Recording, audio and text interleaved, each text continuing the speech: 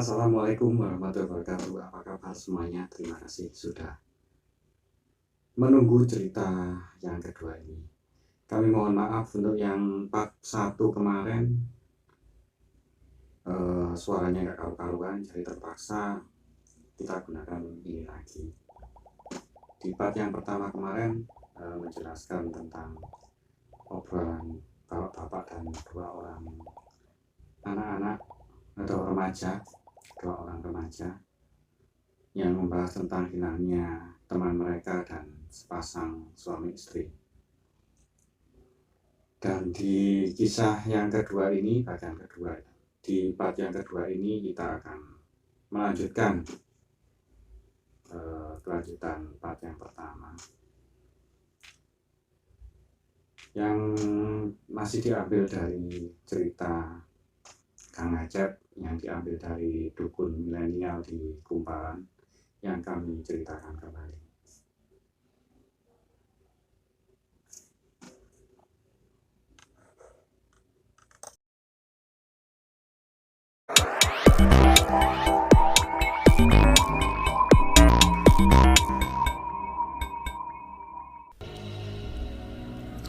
Kita keesok harinya tepat setelah jam kerja berakhir, yaitu pada pukul 16.00, sebuah mobil SUV warna putih melaju keluar kota kecil itu.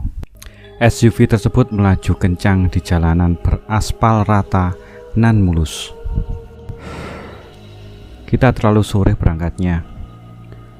Sesampainya di sana kita bisa kemalaman, ujar Ahran sambil menatap ke arah kaca depan. Sebentar lagi kita tiba di persimpangan itu. Hanya sepotong jalan yang diaspal. Selebihnya adalah jalan batu yang kemudian bersambung dengan jalan tanah yang sangat becek jika musim hujan, kata Pak Tohar yang mengemudikan mobil itu. Pak, apakah Bapak tidak melihat gelagat aneh Pak Ihsan tadi saat di warung kopi kemarin? Kok dia seperti gelagapan begitu saat Bapak membicarakan tentang kampung itu? Kata Dani yang duduk di samping Pak Tohar. Ya mungkin dia belum sarapan, makanya gelagapan, tukas Pak Tohar dengan santainya. Masa karena belum sarapan?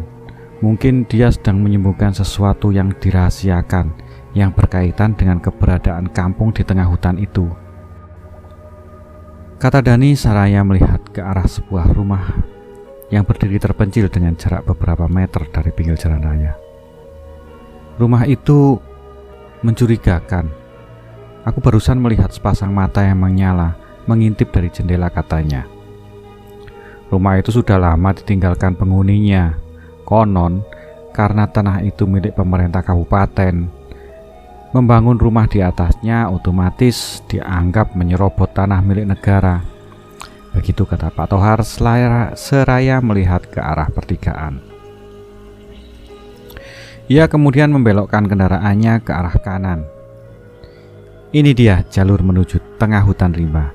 Yang saya tidak suka dengan jalur ini adalah banyaknya truk yang parkir sambil menutupi badan jalan, katanya seraya melihat ke arah 3 truk yang terparkir hingga memakan badan jalan tersebut.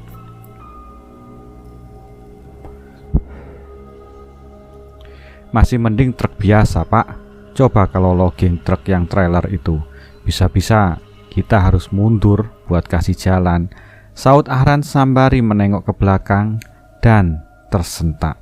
Astaga, bekiknya. Ada apa, Ran?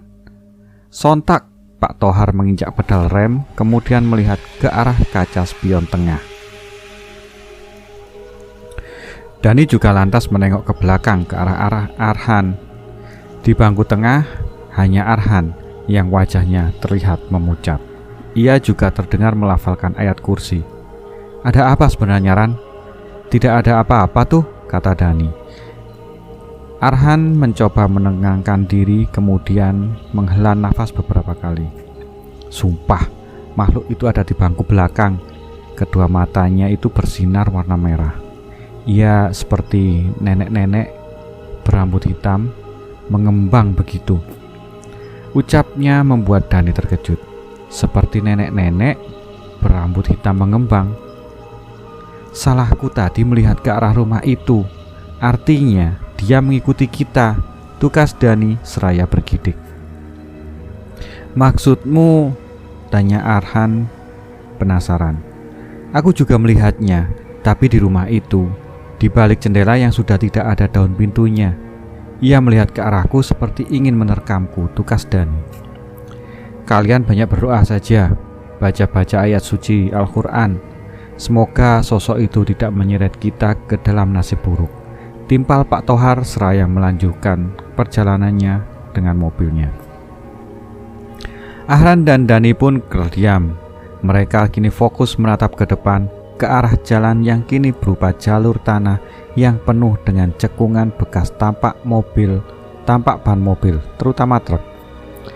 Jalur tanah tersebut membelah sebuah kampung dengan ramainya aktivitas para warganya. Rumah-rumah tampak berderet di sepanjang kiri dan kanan jalan yang dilewati saat Pak Tohar memaju kendaraannya dengan kecepatan agak tinggi karena menemukan jalan yang berkontur rata. Mendadak seorang nenek-nenek muncul menghadang.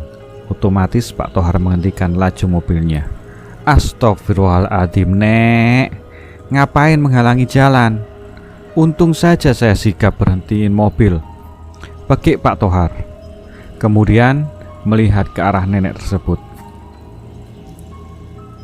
Nenek itu tampak berbicara dengan bahasa lokal yang tidak dapat dimengerti. Dia bicara apa? Tanya Arhan sambil menatap ke arah nenek itu. Dari gerak-geriknya, sepertinya dia ingin memutar balik. Dia ingin kita memutar balik. Dia melarang kita meneruskan perjalanan, tukas Pak Tohar. Lalu, apa kita akan kembali saja?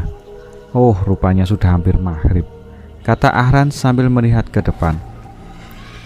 Mendadak terdengar suara klakson nyaring dari belakang.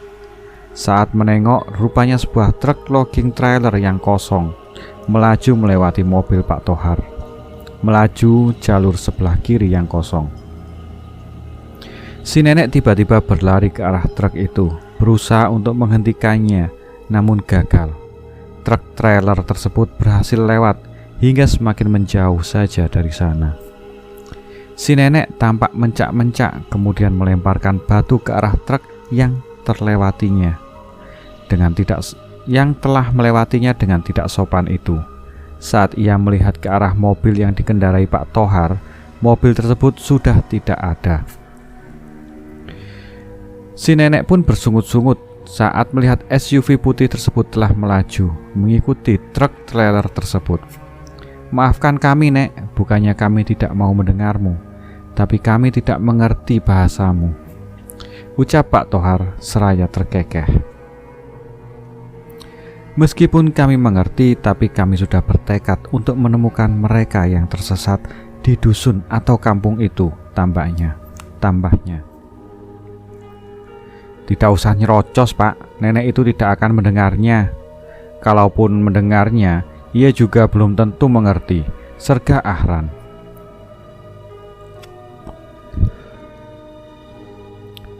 SUV yang dikendarakan Pak Tohar melaju perlahan melewati jalanan yang mulai becek. Apalagi truk di depan melaju tersendat karena mengalami slip di jalur licin dan becek itu. Di sini habis hujan. Kalau saja lagi musim kemarau, jalanan seperti ini gampang dilewatinya, ujar Dani seraya melihat ke arah kaca spion di hadapan kirinya. Ia tertegun saat melihat sosok tepat di belakang Arhan sedang bersiap mencengkeram bahu temannya itu. Arhan, cepat nyingkir, dia di belakangmu, pekiknya. Mobil yang mereka tumpangi mengalami slip saat roda belakang terperosok ke dalam jejak ban truk yang cukup dalam. Arhan berteriak panik sembari ia bergulir ke kanan. Saat melihat ke bangku kanannya, tampak sosok itu sedang menyeringai. Baca, Ran, baca, teriak Dani sembari membaca ayat kursi.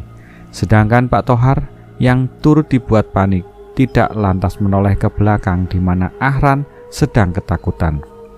Ia tetap melihat ke depan, ke arah truk yang posisinya kini melintang menghalangi jalan.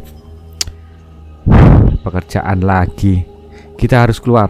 Tinggalkan saja itu, ucapnya seraya mematikan mesin. Ia kemudian keluar dari mobil, sementara Ahran dan Dani dengan pontang-panting keluar menyusul Pak Tohar. Ini mengerikan, ucap Ahran sambil bergidik ngeri. Apa tujuan dia mengikuti kita? Kata Dani seraya bergegas ke arah truk yang mengalami gagal menanjak itu. Tanjakan yang akan dilewati tidak seberapa tinggi, namun dikarenakan jalan yang berupa tanah serta baru diguyur hujan, maka tanjakan itu menjadi sulit untuk dilewati.